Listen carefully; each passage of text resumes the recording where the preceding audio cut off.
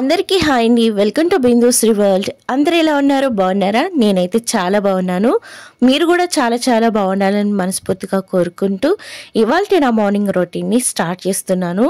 ఈ మార్నింగ్ రొటీన్లో నేను ఈ రోజున అంటే ఆదివారం రోజు ఏమేం వంటలు చేశాను అన్నది ఈ వీడియోలో క్లియర్గా చూపిస్తున్నాను.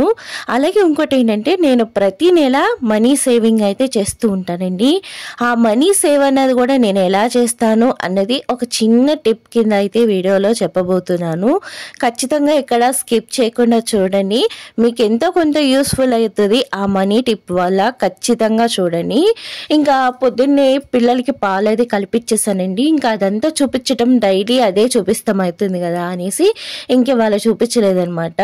ఇంకా పాలు టీలు అన్నీ అయిపోయాక ఇంకా బెడ్రూమ్లోకి వచ్చేసి మొత్తం అంతా ఇలా పక్కని శుభ్రం చేసేసుకుంటున్నా. మనం ఎప్పుడైనా కానీ లెగ్గానే ఇలాగ పక్కది శుభ్రం చేసేయాలి, లేదు అంటే ఊరు బద్ధకాలు పడుతూ ఉంటాయి అనేసి అయితే అంటూ ఉంటారు కదా. మీలో ఎంతమంది ఈ మాటను వినున్నారు అన్నది నాకు ఖచ్చితంగా కామెంట్ చేయండి. ఇంకా మా అమ్మమ్మ అయితే ఇలా లెగ్గానే పక్క తీసేయాలి, శుభ్రంగా చేసేయాలి, లేదంటే ఊరు బద్ధకాలు వచ్చి పడతాయి, ఇంకే రోజు మొత్తం ఇంకే పని చేయలే బద్ధకంగా అనిపిస్తూ ఉంటుంది అంటూ ఉంటారు. అలాగే సూర్యోదయం అయ్యాక అసలు పక్క మీద పడుకోకూడదు అని కూడా అంటూ ఉండేవారు. ఇలాంటి మాటలు ఎప్పుడైనా మీరు విన్నారా? మీ పెద్దవాళ్ళు ఎప్పుడైనా మీతో చెప్పారా అన్నది నాకైతే కామెంట్ చేయండి. మా ఇంట్లో తరచుగా ఈ మాటలు వింటూనే ఉండేదాన్ని నేను నా చిన్నప్పుడు. ఇంక ఇప్పుడు నా పిల్లలకు కూడా అదే చెప్తూ ఉంటానన్నమాట. చిన్న పిల్లలైనా సరే పొద్దెక్కేదాకా పడుకోనివ్వను. అలా పొద్దెక్కేదాకా పడుకున్నారు అంటే ఊరు బద్ధకాలు పడుతూ ఉంటాయి, వాళ్ళకి క్రమశిక్షణ అన్నది రాకుండా ఉంటుంది. ఎప్పుడైతే పడుకోవడానికి ఒక టైమింగ్, లెగటానికి ఒక టైము వాళ్ళకి అలవాటు చేసామంటే వాళ్ళు చాలా మంచి పొజిషన్గా పెరుగుతారు అనేసి అయితే నేను అనుకుంటాను. ఇవన్నీ ఈ రౌండ్ టేబుల్ పక్కన ఉంటుంది అనమాట, బెడ్కి పక్కన. ఇది వారానికి ఒకసారి క్లీన్ చేస్తానండి. డైలీ క్లీన్ చేయడానికి టైం ఉండదు. ఎప్పుడైతే ఖాళీ సమయం దొరుకుతుందో అప్పుడు ఖచ్చితంగా క్లీన్ చేసేస్తూ ఉంటాను. లేదు అంటే కనుక వారానికి ఒకసారి ఖచ్చితంగా ఇలా తుడుస్తూ ఉంటాను. మనకి తెలియకుండానే మన ఇంట్లో ఎంత దుమ్ము వస్తుంది అన్నది ఇలాంటి టేబుల్స్ చూసినప్పుడు మనకి తెలుస్తుందండి. అసలు వారం వారం క్లీన్ చేసినా కాడే ఎంత దుమ్ము ఉంటుందో దీనిపైన. అలాగే నేను సర్పు వాటర్ తోటి క్లీన్ చేసేసుకున్నాక ఆ తర్వాత పేపర్తో కూడా క్లీన్ చేసుకున్నా. పేపర్తో ఎందుకు అంటే మనకి ఏదైనా అద్దం ఉంది క్లీన్ చేసేటప్పుడు పేపర్తో చేస్తే భలే నిగారింపు వస్తుందండి. ఇవన్నీ వాటర్ వేసి క్లాత్తో తుడిచిన దానికి ఇలా పేపర్తో వేసి తుడిచిన దానికి ఎంత వేరియేషన్ మీకు తెలుస్తుందో చూసారా, ఎంత షైనీ వచ్చిందో. ఇలా మీ ఇంట్లో ఏదైనా గాజు ఐటమ్ ఉన్నప్పుడు పేపర్తో ఒకసారి క్లీన్ చేయండి. క్లాత్తో తుడిచేసాక పేపర్తో క్లీన్ చేస్తే చాలా నీట్గా వచ్చేస్తాయి అనమాట. ఇంకా నైట్ తోడిన అంట్లు ఉన్నాయండి, వాటిని అయితే సదిరేసుకుంటున్నాను. ఇంక ఈ పనులన్నీ మనకి రొటీనే కదండి. ఏది చేసినా ఏది చేయకపోయినా బాగోపోయినా ఈ పనులన్నీ ఖచ్చితంగా వంటింట్లో చేసుకోవాల్సిందే. ఇంకా అంట్లు తోమేసాను, అంట్లు కూడాను స్ట్రైన్ చేసేసుకుంటున్నాను. ఇంక వాళ్ళ టిఫిన్ వచ్చేటప్పటికి సేమియా ఉప్మా చేస్తున్నాను. దానికోసమని పెద్దది ఒక ఉల్లిపాయ చీరిక, ఒక 2 పచ్చిమిరపకాయ చీరికలు తీసుకుని అయితే పక్కన పెట్టుకున్నాను. ఇప్పుడు ఒక మూకుడు పెట్టుకుని అందులో కొద్దిగా 1 టేబుల్ స్పూన్ నెయ్యి అయితే వేసుకున్నానండి. ఆ నెయ్యి కరిగాక మనం ఇప్పుడు ఒక గిన్నె నిండా సేమియా తీసుకున్నాను. ఈ సేమియా అన్నది చక్కగా వేగాలన్నమాట. ఇలా సేమియా చక్కగా వేగితే ఏంటంటే అతుక్కోకుండా నాన్ స్టిక్గా ఉంటుందన్నమాట. అందుకోసం అనేసి ఇలాగ కొంచెం నేతిలో వేపుకుంటే ఆ ఫ్లేవర్ కూడా, నెయ్యి ఫ్లేవర్ కూడా ఉప్మాకి తగులుతూ చాలా బాగుంటుంది. ఒకసారి ఇలా నెయ్యి వేసి సేమియాని వేపి ఉప్మా చేయండి, భలే టేస్ట్ ఉంటుంది అనమాట. ఇది నాకు ముస్లిం అక్క చెప్పారు. ఇంక అప్పటి నుంచి ఇలాగే చేస్తూ ఉంటాను. ఆ తర్వాత కొద్దిగా ఆయిల్ వేసి, ఆయిల్ వేడెక్కాక ఆవాలు, పొట్టుమినపప్పు, జీలకర్ర వేసి బాగా వేపుకున్నాక ఇప్పుడు 2 రెమ్మల కరివేపాకు, అలాగే కట్ చేసుకున్న పచ్చిమిర్చి కూడా వేసుకుని చక్కగా ఒక 2 నిమిషాలు వేగాక ఇప్పుడు కట్ చేసుకున్న ఉల్లిపాయ చీరికలు కూడా వేసుకుని ఒకసారి ఇలా కలిపేసుకోవాలి. ఇలా వేగాక మనం ఇందులోనే రుచికి సరిపడగా సాల్ట్ అన్నది వేసుకోవాలి. సాల్ట్ వేసాక ఒక 5 నిమిషాలు వేగనివ్వాలి. తర్వాత మనం ఏ క్వాంటిటీలో అయితే సేమియా తీసుకున్నామో దానికి డబల్ క్వాంటిటీలో వాటర్ అన్నది వేసుకుని చక్కగా వాటర్ అన్నది బాగా మసిలాక ఇప్పుడు వేపుకున్న సేమియాను కూడా వేసేసుకుని ఒకసారి కలిపేసుకుంటామే. ఈ సేమియాలో ఉండేటువంటి వాటర్ అంతా ఎగిరిపోవాలి. సేమియా కూడా బాగా కుక్ అయ్యేదాకా చక్కగా మనం ఈ సేమియాని ఉడకనివ్వాలి. ఇప్పుడు సేమియా ఉప్మా రెడీ అయిపోయింది. చాలా సింపుల్గా ఉంటుంది కానీ టేస్ట్ అయితే చాలా బాగుంటుంది. ఎప్పుడైనా కానీ పని ఎక్కువ ఉంది, నీరసంగా ఉంది అన్నప్పుడు ఇలాంటి తేలికపాటి వంటలు చేసేస్తూ ఉన్నామంటే హాయిగా మనకి టైము సేవ్ అవుతుంది, ఎనర్జీ సేవ్ అవుతూ ఉంటుందన్నమాట. చూస్తున్నారా ఇల్లంతా ఎలా ఉందో. చిన్నపిల్లలు ఉన్నప్పుడు ఇల్లు ఇంతే దారుణంగా ఉంటుంది. ఇప్పుడు మనీ సేవ్ టిప్ గురించి తెలుసుకుందాము. మా వారికి 25,000 రూపాయలు శాలరీ వస్తుందండి. 25,000లో నేను ఖచ్చితంగా 2,000 పక్కన వేస్తూ ఉంటా ప్రతి నెల. ఎందుకంటే నాకు 2 పాపలు కాబట్టి ఇద్దరికి చెరొక 1,000 చొప్పున ప్రతి నెల పక్కకు వేస్తూ ఉంటాను. ఇప్పుడు మనకు 25,000 వస్తున్నాయి, ఖర్చులు ఉంటాయి. ఎప్పుడైతే మనకు వచ్చే ఆదాయం తక్కువ అంటే ఇప్పుడు మా వారికి 25,000 వస్తున్నాయి కాబట్టి 25,000 వచ్చేస్తున్నాయి, 25,000 మన చేతిలోనే ఉన్నాయి అనుకుంటే ఖర్చు చేసేయాలనిపిస్తుంది. ఏదో ఒక ఖర్చు గుర్తొస్తూ ఉంటుంది, ఏదో ఒక అవసరం వస్తూనే ఉంటుంది. అలా కాకుండా మీకు వచ్చేది 23,000 అనుకున్నారు అనుకోండి, మీకు ఖర్చు తగ్గించుకోవడానికి అవుతుంది. అలాగే ఇంకోటి ఏంటంటే మీరు దాయాలి అనుకున్న డబ్బులు ఇంట్లోనే పెట్టుకోకండి. ఇంట్లో పెట్టుకుంటే ఖచ్చితంగా అవి తీసి వాడేయటమో ఖర్చు పెట్టేయటమో అవుతూ ఉంటుంది. మనకి పోస్ట్ ఆఫీస్లో ఆర్డీలు అని ఉంటాయి, ఆర్డీలను ఓపెన్ చేసుకోవచ్చు. లేదంటారా బ్యాంక్ అకౌంట్లో ఒక చిన్న అకౌంట్ ఓపెన్ చేసుకుని ఆ అకౌంట్లో సేవ్ చేసుకోవచ్చు. అలాగే మనకి సేవింగ్ పాలసీస్ ఉంటాయి, ఆ వాటిలో కూడా కట్టుకోవచ్చు.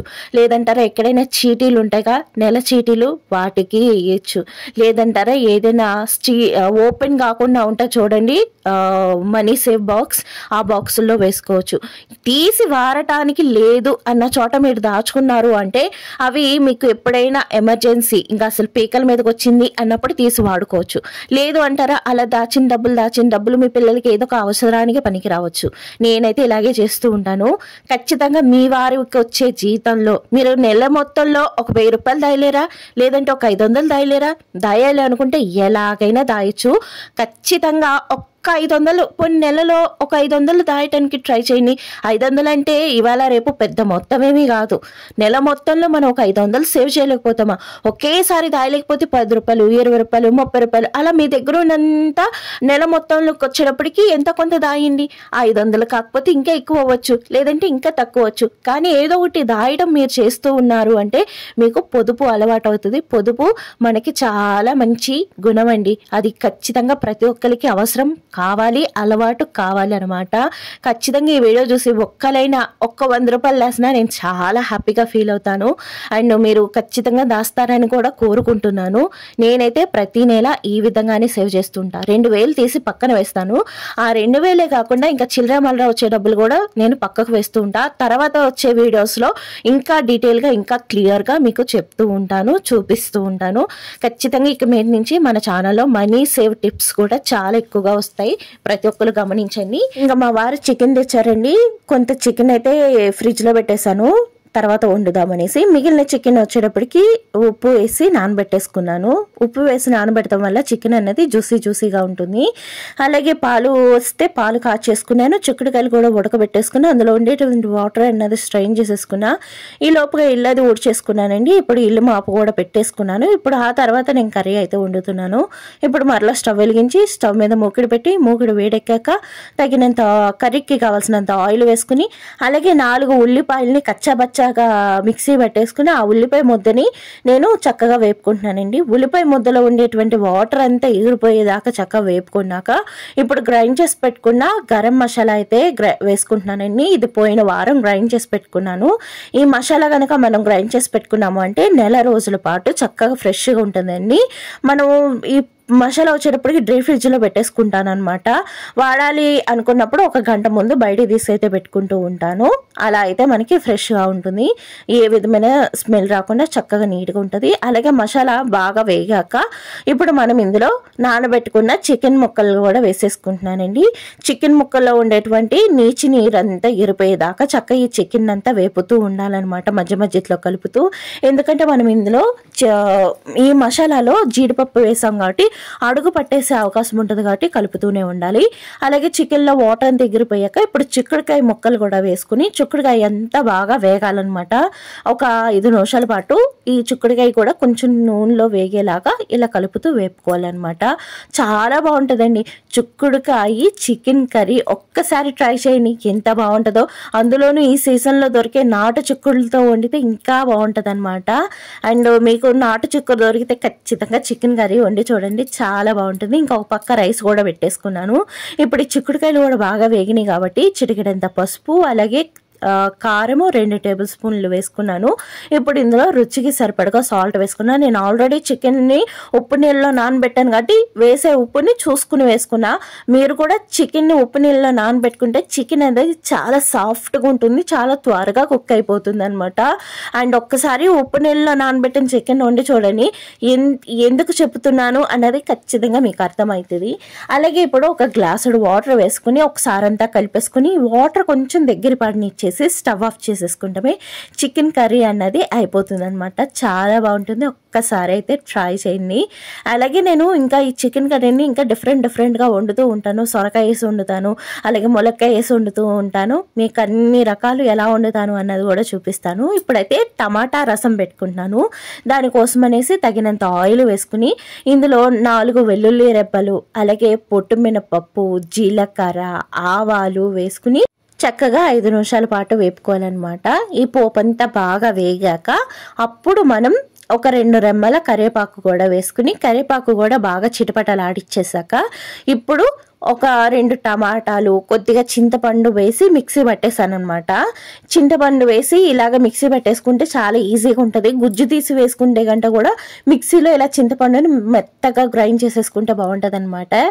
ఇలాగా చక్కగా ఈ చింతపండు ఈ టమాటా కూడా బాగా ఉడకనివ్వాలన్నమాట.